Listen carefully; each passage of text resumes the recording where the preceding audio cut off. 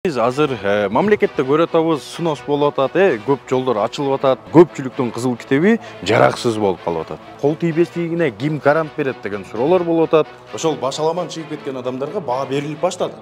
Бул юридикалык, бул жакшы. Атыңыз ким? Атыңызда. Замир фамилиям Кадыров, Караш армиясынын юристимин. Менин жообум, убагында иштегендерге мен баа бере албайм. Мыйзамдуу, мыйзамсыз экенин билбей туруп, кантип бул жарандардын жерин талашып атасыз? Азыр мындай кылалы. Сен акимге билсең, бирип азыр выездге кетип ат бир жергече. Ана жыйын. Анан бизге бул мэрияга барсаң, отуруп. Макул, мен акимге да берип көрөйүн ошол суроону.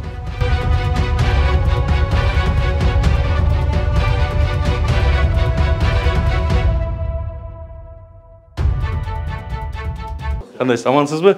Атым Али, фамилиям Эргешев. Ушул элдин көйгөйү менен кайра келип калдык да сизге да. Бирок каждый раз келгенде аким башка болуп атат. Кудай сактасын деп биз. Атыңыз ким байке? Канат менен. Канат байке. Ушу элдин арасында эле жүргөн журналистмин. Дагы эле ушу эл жиберди. Бир-эки маселе болуп. Азыркы учурда Оштодагы, Кара Сууда дагы жалпы эле Кыргызстанда снос маселеси болуп атат. Снос маселеси каралып атат. Бул жерде бизге журналист катары дагы бир суроолор пайда болду. Анан силерден түздөн-түз жооп алайын деп келдим. Азыркы учурда мамлекеттин кызыкчылыгы үчүн жерлер кеңейип болуп жол салынып атат. Мен ал саясатты жакшы деп атам. Неге? Пробка болбойт биринчиден, экинчиден бир аз шаар көркүнүн кирет. Бул жакшы нерсе деп атам. Азыркы учурда мыйзамсыз чыгып кетти деп айтылып атат да, кызыл сызыкка. Кызыл сызыкка чыгып кеткен болсо, неге буга чейинки тиешелүү органдар реакция кылбаган үчүн жоопко тартылбады? Бул даана суроо да. Анткени жанагы система алмашмайынча биз өзгөрбөйбүз да. Ошол персонаждар ошол бойдон иштеп келе берет, дагы эле ошол эски система болгону жаман ниет эмес, аким менен мэр эле алмашып атат да. Ошол эски чиригендер чириген бойдон калып атат. Ошо госрегистрде иштеген иштеп келип атат, документ жасаган жасап келип атат. Алардын мындай оройраак кылып айтканда, алардын шалакылыгынан мэр менен аким эле алмашат да. Ар дайым ушул. Ошого айтып атам, ушул аким менен мэрлер бир эрки менен келип, буларды жоопкерчиликке акыры тартыш керекпи? Туура. Туптуура айтасыз. Мен сизге жооп берейин. Али. Туура, бул жерде президенттин 56 жарлыгы чыккан, ушул жолдорду кеңейтүү боюнча мыйзамсыз салынып калган объектлерди бузуу боюнча иш алып барылып атат, кызуу жүрүп атат. Бул жерде эми мындай экен, бул эми сиз түшүндүңүз да, бул мамлекеттин саясаты, тазаланышыбыз керек, шаар көркүнө келиш керек, шаар эмес айылдын ичи көркүнө келиш керек. Анан кийин жанагы кызмат абалындагы адамдар маселеси. Туура. Бул жерде эми Кара Суу районунда эле эмес, баардык ушул республикада ушундай маселе жаралып келген. Ошол кезде кызматкерлер кимиси может быть акчага жасаганбы, тааныш билишине жасаганбы, бирок чындыгында биз ушу менен азыр сталкиваться этип атабыз. Айла жок.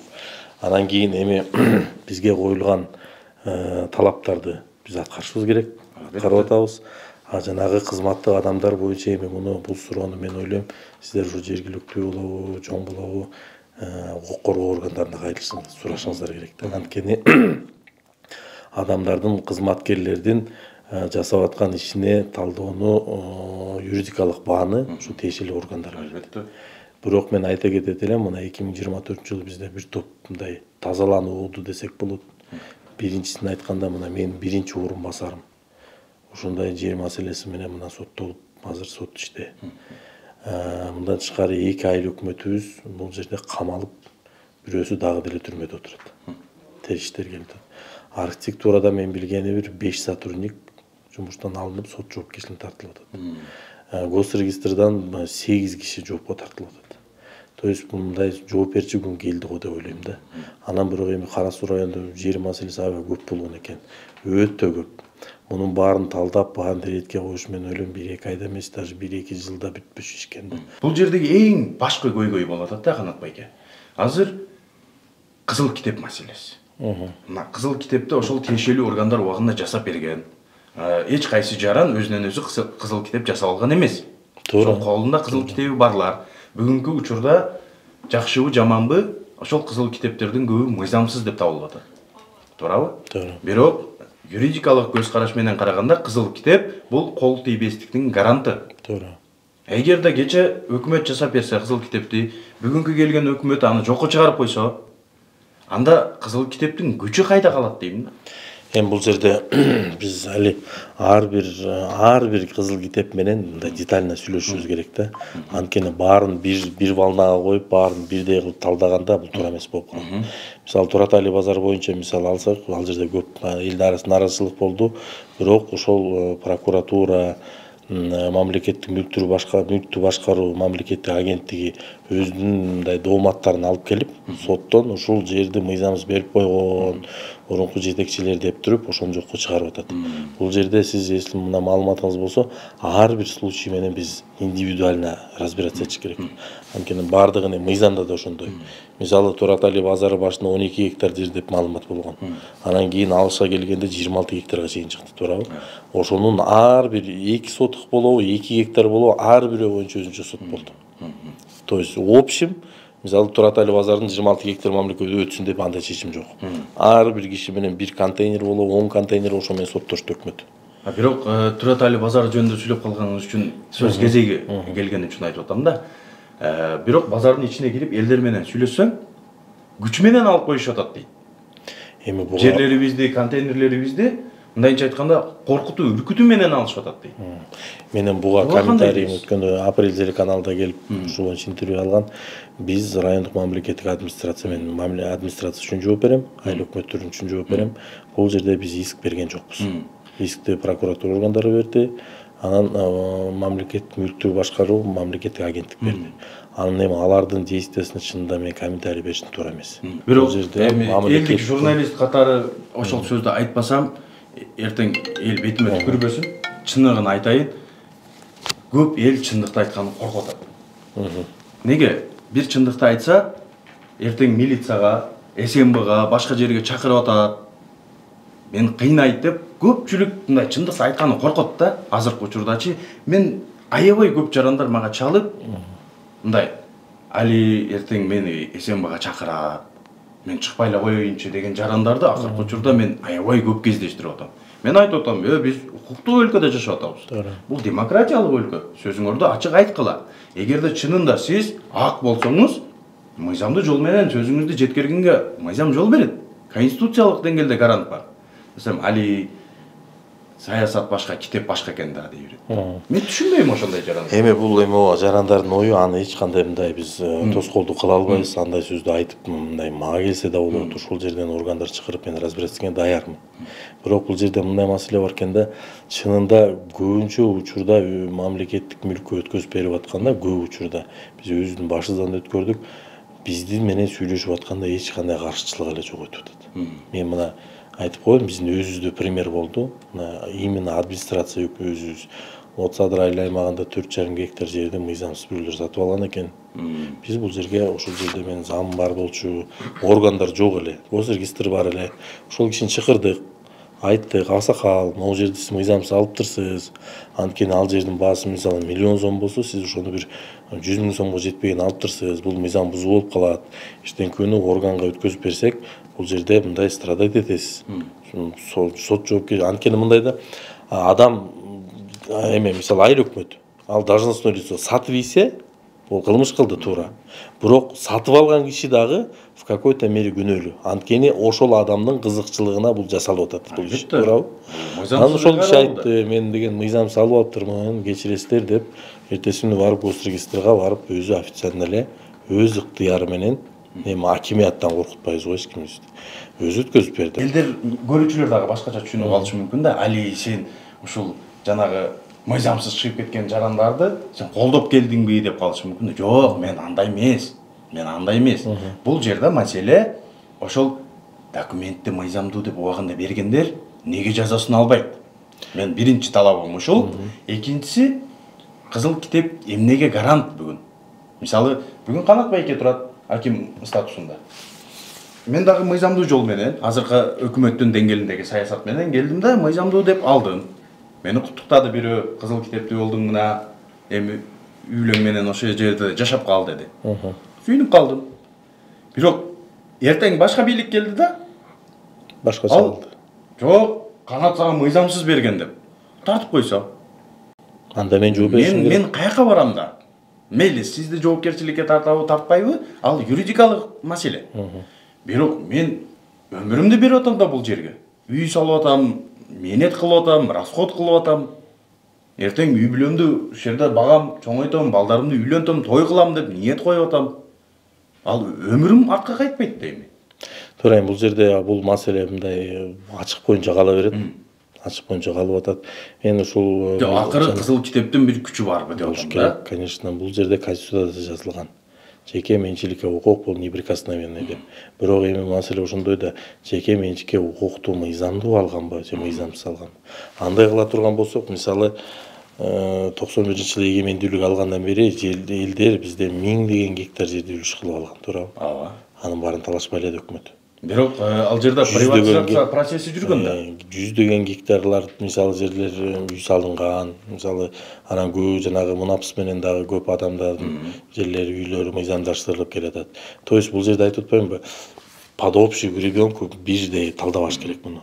Ар бир мамлекетке кайтарылган объект боюнча мен если ошол маселени койсоңуз, могу именно ушул объект кандай өткөн десеңиз, мага бир күн убакыт бериңиз. Мен архитектурадан госрегистрдан тиешелүү документтерди алайын, изучать этип туруп эртесин эмеске жооп. Майрамбек байкенин жанында да айтып атам да бул нерсени. Азыр мэриянын юристи менен сүйлөштүм да, уктуңуз. Мен жөнөкөй суроо бердим. Бир кайсы дарегели? Нурахунов 177 дарегинде бир жаран бар экен. Мага чыкты. Бүт документтер 52-жылдан бери төлөмдөрдү ашырып келген экен да. 52-жылдан бери светке төлөгөн, сууга төлөгөн, бүт төлөмдөрү бар, коммунальный. Ал кишинин кызыл китеби жокко чыгарылып, азыркы учурда мамлекетке алынсын деген соттун токтому бар экен да, өкүм бар экен. Биз соттун өкүмүнө комментарий бере албайбыз. Андай укук жок бизде. Бирок мен айтып атам. Ошондо ал жер мыйзамсыз деп табылса, мурдагы өкмөттөгүлөр мыйзамсыз ишке барган болот абы десем, мен ага баа бере албайм дейт. Эми ага чынында баа бере албайт. Баа бере албаса, мыйзамсызбы, мыйзамдуубу анысыны билбесе, аны билбей туруп кантип жаран менен талашып атасыз десем, ага дагы токтолот. Бул жерде мындай түшүнүш керек да, мисалы туура ал кишилер мисалы налогун төлөп келген ушунча жыл депчи, мыйзамсыз болсо дагы мыйзамды колдонуп келген деген маселе бар да, туура. Жок, мыйзамсыз болсо, анда мамлекет эмне мыйзамсыз төлөмдөрдү алганбы, коммунальный жагынан? Туура, ошондой болуп калат. Бирок ошончо жылдан бери бул адам аны колдонуп келген да ал жерде. Сиз аны мындай, Али, мындай түшүнүшүңүз керек да. Ошол адамдар колдонуп жүргөн үчүн төлөгөн да. Ушул бүгүнкү күнү соттон мисалы мэрия тарапка чечим чыкканга чейин ал адам ал жерде жашоо тиричилигин өткөзүп жүргөн. Светке жагып атса ошол колдонгон светине төлөгөн. Сууга төлөсө ошол ичип аткан суусуна төлөгөн. Бул жерде мамлекет ошол услугаларды берген да. Туурабы? Ошол жаранга. Ошол услугасын гана төлөгөн эмес. Мамлекет аны мен сага саттым, ошонун акчасын төлөй бер деп айткан эмес да. Кызыл китепте контур деген нерсе бар да. Контур. Ага статус берилет да. Үйдүн дареги деп. Бул өзүнчө бир паспорт. Мындайча айтканда жарандык тартип менен алганда колундагы бир паспорт да. Нур Ахунов көчөсү 177 деп мамлекет өзү статус берген дагы. Эгерде мыйзамсыз бул граница, бул башка же бир тала дей турган болсок, Нур Ахунов көчөсү 177 даректи ал жаран өзү жазып алган эмес да. Туура. Бул мамлекеттик каттоого алынып, ошол дарек деп бир үй, бул жерде адамдар жашайт деген каттоо болгон да эң кызыгы. Мен айтып атам го, алыска мындай кирип бара турган болсок, аябай көп негативдер чыгарса болот да. Бирок мен негативден качам. Мен мындай нейтрал зонада калгым келет да ар дайым. Жаран 52-жылдан бери жашап келсе, ал төлөм жүргүзсө, төлөмдү дагы эшматка ташматка эмес, өкмөткө кылса, жер налогун төлөп келсе, 52-жылдан бери төлөнгөн төлөмдөр мыйзамсыз банда. Бул биринчи маселе. Экинчиси, аны кылып бергендер неге камалбады? Биринчи жаранга баа берилерден мурда ошол документтерди алып бергендер. Неге аларга юридикалык баа берилбеди? Муну мындай түшүнүш керек. Мамлекет мына ушул жылга чейин мисалы эми ар жетекчи келгенде тазаланабыз дегенде коррупцияга күрөшөбүз деген иштер болгон. Ушу Нур Ахунов 170 үй боюнча маалыматты мэрия мына бүгүнкү келген мэр ошол мына кызыл сызыктан чыгып кеткен экен, бул мыйзамсыз жер болгон экен деп анан прокуратуранын иск киргизип атат, туурабы? То есть ошол мыйзамсыз экенин мисалы мэр качан 2 ай болобу 3 ай болобу ошону мурун билип анан кийин прокуратурага тапшырган маалыматты, туурабы? Если бул киши ошону жашырып кое турган болсо билип туруп, анда бул кишинин жоопкерчилиги бар. Бирок аны мисалы мындай да, бизде Кара Суу районунда мисалы 400 000 население бар. Менин баардыгынын ошол мыйзамсыз деген мен толук мындай адамдын өзүнүн мындай эмеси жетпейт да, акыл эси ошонун баарын талдап билгенге, туурабы? Ошон үчүн өкмөт мыйзам бузуу жөнүндө факт маалымат алдыкпы, биз ошол барып туруп ошол үй менен разбираться этебиз. Ага чейин алынып келген төлөмдөрдү мындай түшүнүшүбүз керек да, адам ошол мамлекет берген услугаларды өзүнүн жаны үчүн төлөгөн да. Налогду төлөгөн жерде колдонуп аткан, туурабы? Суу төлөгөн анткени суусун ичип аткан. Светке төлөгөн анткени ошо счетчик менен жаккан свет үчүн төлөп аткан. Бунун келгенине 1 жыл боло элек, менин келгениме 6 ай болду. Канат байке, мындай да.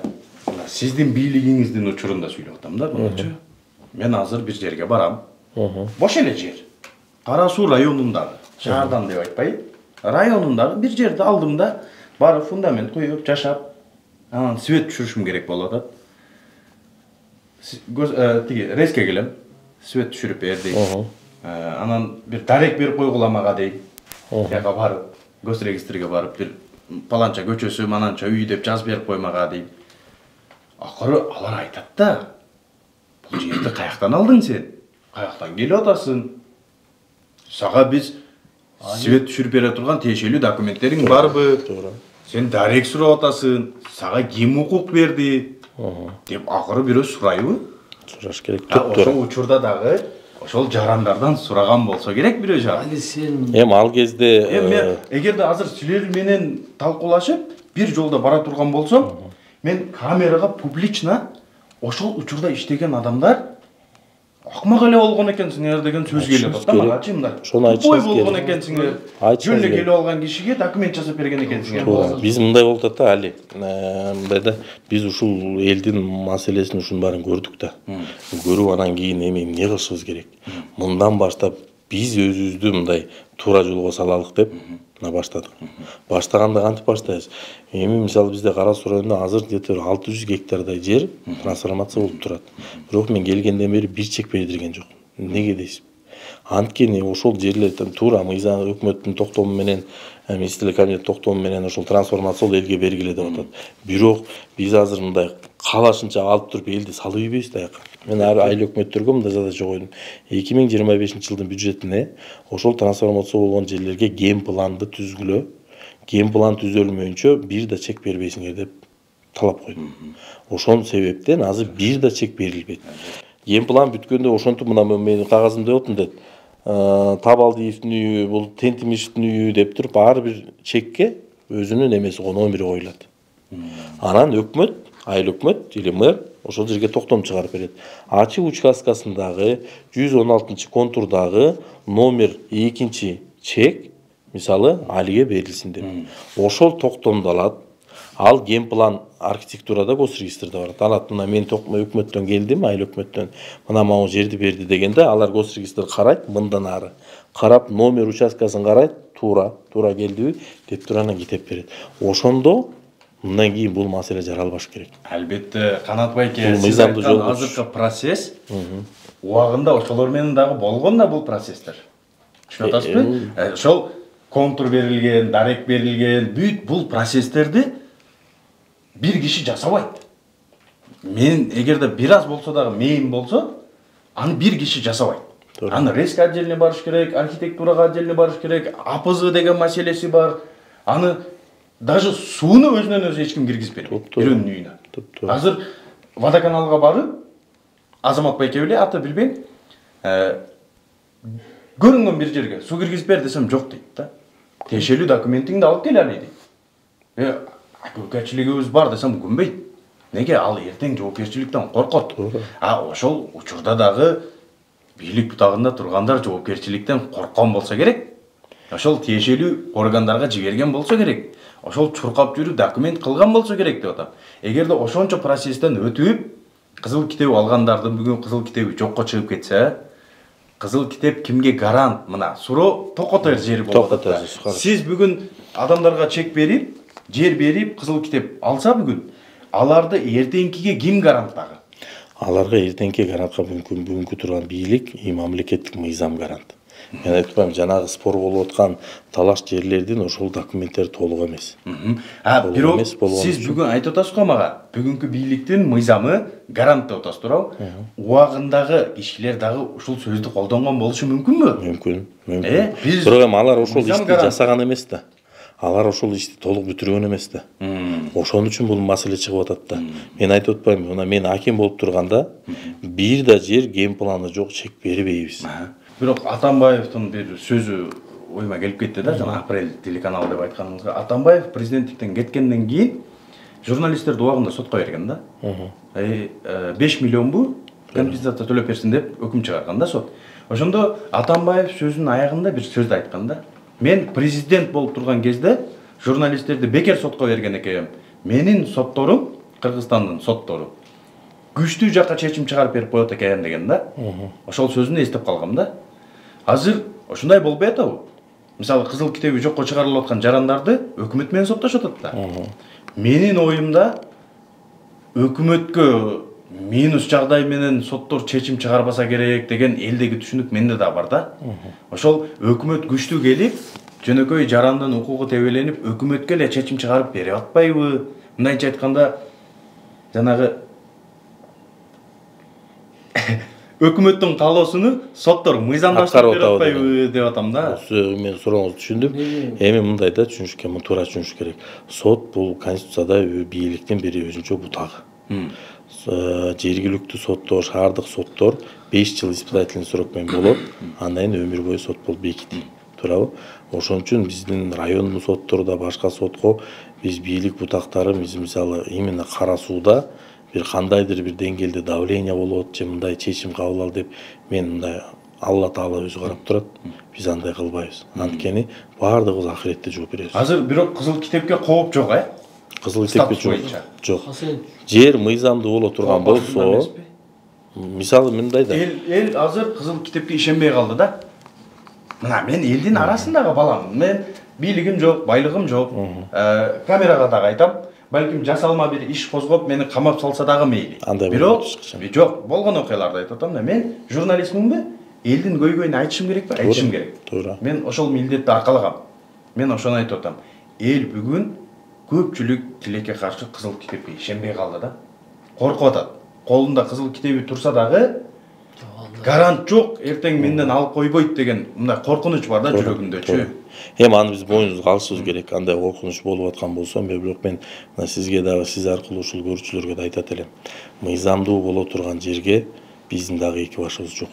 Эртеңки күнү да биз жасаган ишибизге биринчи мыйзам алдында, эртеңки күнү Алла Тааланын алдында да жооп беребиз. Как положено компенсациясын алышат, ордуна чегин алышат, анан кийин үйлөрүн бузуп туруп, Ош шаарына чоң жол ачабыз. Бул мындай да, Кызыл китеп мамлекет баягы конституциянын гаранты президент, президенттин саясаты бар. Биздин президентибиз, биздин мындай бийлик бутактары эми мындай аша чаап, мамлекет үчүн болсо дагы бирөөнүн жеке кызыкчылыгына андай тебелеңе барбайбыз. Мен дагы бир жолу айтып атам. Бул дүйнө бир. Экинчи дүйнөдө акыретте да жооп беребиз. Туурабы? Бир пендесин тарынтып койгон тур болсок, Алла Таала ошол пенде кечирмейинче кечирбейм деп айтат.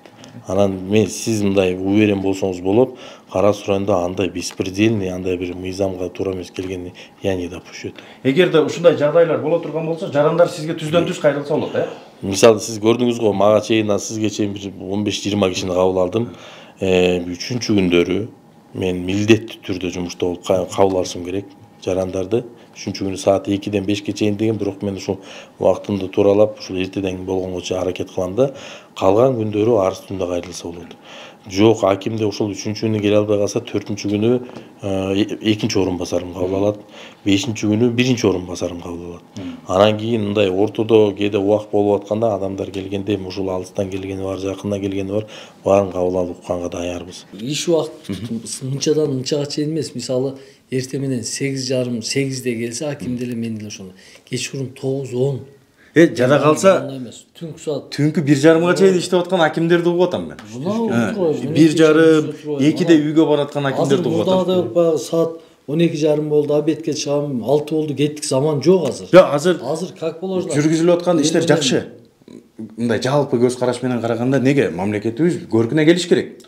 Аны любой адам колдош керек да. Бирок айтып атканым, ошол көркүнү ачабыз деп башкалардын укугу тебеленип кетпей атабы деген суроо менен эми биз журналист экенбиз билип коюшубуз керек да. Ошондуктан. Канат беке, рахмат. Аман болуңуз. Жакшылыкта жарышалы буйруса. Келип туруңуз маселе болсо. Рамек беке, рахмат сизге дагы. Менин машинамды өкмөт камап койду. Ким биринчи жоопкерчи болот? Аны ким пайдаланса ошол жоопкерчилик болот да. Келдим. Ал менден сурайсызбы акыры? Кимден алгансың деп? Сөз сурап атты. Мен айтып атам. Ошо өкмөттөн алдым. Эми Ошондо өзүңөр сотко беришиңер керек болобу? Сен эмең боюнча, мисалың боюнча ал кылмыш да болчу. Кылмыш да албетте. Ооба. Бул кылмыш. Мен айтып атам, байке, караңыз. Мүлк болуп атат. Азыр чисто логически дагы, мыйзам дагынан дагы келсек, мыйзам жагынан келсек, өкмөт өзүн өзү сотко бериш керек болобу? Өзүн өзү кантип берет сотко? Эң кызыгы ушу да. Ош таң калатам. Ошо өзүн өзүн бере албаганча Силер- жаран берсин, пожалуйста. Мыйзам бузууну өзүңөр кылсаңар. Ортодо жабыркаган жаран болуп атабы? Ошо мыйзамсызды кылганга кандайдыр бир шартты жаран өзү да жараткан да. Ал жерде өкмөт ага кызыктар эмес болчу, туурабы? Мүлк ошол адамга керек эле. Келип ошону шартты жаратып атпайбы, ошол документтерди ким кылып берди? Документ жаранга? токтом чыккан. Пызу Токтомду жасалган. ким берди? Пызу жасалган, шаар мэрия берген. Ошол мэрияны сотко берип атабы ошондо кандай болуп атат? Кеңеш берип атат. Кеңештин атынан кеңештин атынан доо арыз берилип, ошо менен жараксыз деп табылып атат. Шаардык кеңеш берип. Билбейм, Замир байке, айтканыңызды өзүңүз түшүнгөн болсоңуз эле болду. Мен түшүнбөдүм Мэриядан токтом чыккан. Аха. Шаар башкарымы деп. Аха. Аны шаардык кеңештин атынан доо арыз даярдап, шаардык кеңештин аты менен чыгып, жараксыз деп табылып атат алчы. Өзүңөр кетирген катагерчиликке эми жаран жооп берип атат да, акыры бар. Жок.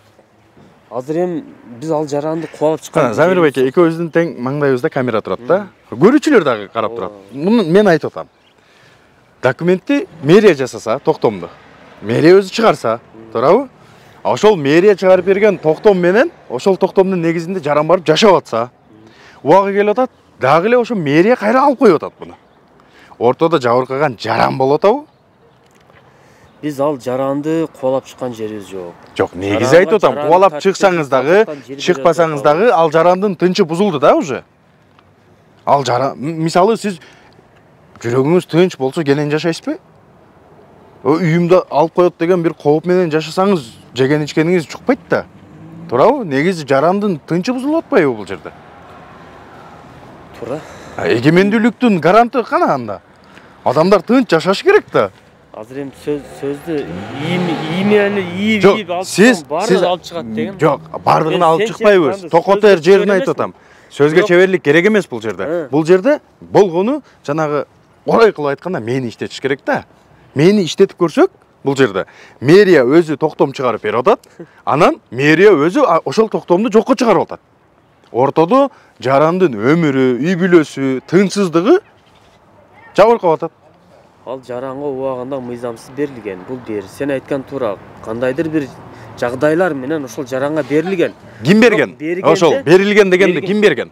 Мэрия берип атат. Болду. Башкармалык. Бергенде кандайдыр бир кызыкчылыктар менен берилген. Жөн эле мэрия барып сен жеркин ке бере калайын деген маселе болгон эмес да, туурабы?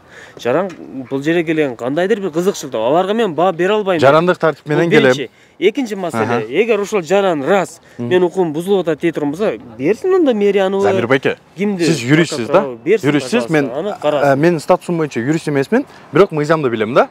Мыйзамда бир үй алуунун өзүнүн тартиптери бар. Токтом аласың, апызы, вот архитектурага барасың, жада калса үйүңө жөнөкөй водоканалдан сууну өзүм билемдик менен киргизе албайсың да. Мен сизге юрист катары болсоңуз, мен сизге бир нерсени айтып атам да. Бул жерде көп нерсе туура эмес кетип атат байке. Жөнөкөй бир жарандын көз карашы менен. Туура эмес кеткен болсо, ошол маселелерди сотко алып чыксак. Эми ага эл баа берет байке. Эл өзү комментарийда жакшы сунуштарды жазат да сизгечи. Мен ушундай деп билем. Эл сынчы, эл тараза. Түшүнбөгөн маселе болсо келсин, пожалуйста, кагаздары менен көргөзүп беребиз аны. Байке, сиз менен мен түшүнүп атканды көп жарандар түшүнбөйт. Ал жаран. Эгер сиз айтып аткан нерселерди, мен айтып аткан нерселерди талдап түшүнгөндө, алар дагы юрист болмокта. Булар жөнөкөй жаран, бирөөсү дыйкан, бирөөсү шопур, бирөөсү таксист ушундай да. Булар түшүнбөйт көп нерсени. Жарандардын сөзүнө мен эгер жеке болгон болсо келсин мен түшүндүргөнгө. Элементарный айтып берем, көп жарандар сизге окшогон тиешелүү адамдар тияка барып справка алып кел, бул жака барып кагаз толтуруп кел, ошону гана билишет. Болду, андан артыгын билбейт булар. Силер убагында сизге окшогон эле юристтер болгон. Менин оюмда да ошол мэрияда сиз айтып аткан жанагы мыйзамсыз болгон документтерди дагы сизге окшогон юристтер, акимдер, мэрлер жасап берген да. Бар, тияка барып справка алып кел, буну кылып кел деген. Ошол жарандар ошол айтканды эле аткарышкан алар дагы. Бүгүн сизге окшогон дагы бир юрист келип сиз аны мыйзамсыз деп таап атасыз. Бирок мен жүрөгүмдөгүнү айтам да, бүгүн силер дагы кээ бир адамдарга мыйзамдуу деп жасап берип аткан документти убагы келгенде кайсы бир бийлик сиздин дагы документтериңизди мыйзамсызга чыгарышы мүмкүн да. Бул кайталана турган нерсе, тарых ушундай. Мен ошон үчүн айтып атам. Ошол учурда мыйзамдуу деп берилгендер бүгүн мыйзамсызга чыгып калса, бүгүн жасалып берилип аткан документтерге эртең ким гарант деп атат. Логически кааласаңыз, юридикалык жактан албасаңыз, логически караңыз. Ошол сизге окшогон тирүү адамдар жасаган ал документтерди дагычы. Силер бүгүн келип атасыңар, мыйзамсыз деп атасыңар. Сиз бүгүн жасап берип аткан документти эртең дагы бирөө келип мыйзамсыз дейт. 2001-жылы канал болгон. Болгон? Туура айтып атасыз. Ошондо дагы токтомду ким берген? Мэрия берген. Эми түшүнүп атасызбы? Мыйзамсыз иштерди мэрияны өзү кылып атат да. Анан сотко берип аткан мэрия болуп атат да. Мындай. Ортодо жабыркаган. Жопырен эле ушуну. Ошол эле бир дыйкан да. Ошол дыйкан мынау жерге, ушул жерге токтом чыгарып бер деп тыйынын көтөрүп келбесе, мэрия сен немеңди чыгарып берейин деп барбайт да. Бул коррупция ошондо? Ошондо коррупцияга эл өзү дагы кызыктар болуп атабы? Эми караңыз. Мейли, ошол учурда сиз айтып атасыз, эми колубуз менен кармаган эмеспиз аларды. Бирок коррупция жолдору менен болгон деп атасыз. Ошого баа бере албайм да мен. Эртең сиз бүгүн жасап берип аткан документтерди эртеңки өкмөт келип, сизди дагы коррупционер дейиши мүмкүнбү ошондо? Мыйзамсыз деп тапса? Эгер кылган болсо мен жооп бергенге даярмын. Жок, ошо мыйзамсыз деп тапса, ошондо сиз дагы коррупционерге чыгасызбы? Даярмын. Ооба, эгер келген болсо мен жооп бергенге даярмын. Эгер рас кылдымбы? Бул тарых ушундай. Мен жасадымбы? Башым моюн менен жооп. Тарых ушундай да, кайталанат да. Сиз кечекилерди бүгүн мыйзамсыз иш алып барган, жада калса коррупция жолдору менен болгон деп атасыз да. Бирок эч ким гарант бере албайт. Сизди дагы эртең бирөө келип, вот Замир жасап берген документтер мыйзамсыз, ал коррупция жолдору менен болгон деп айтпайт деп эч ким гарант бере албайт. Бул нерсени дагы унутпаңыз да, баке. Хорошо. Рахмат баке, аман болуңуз.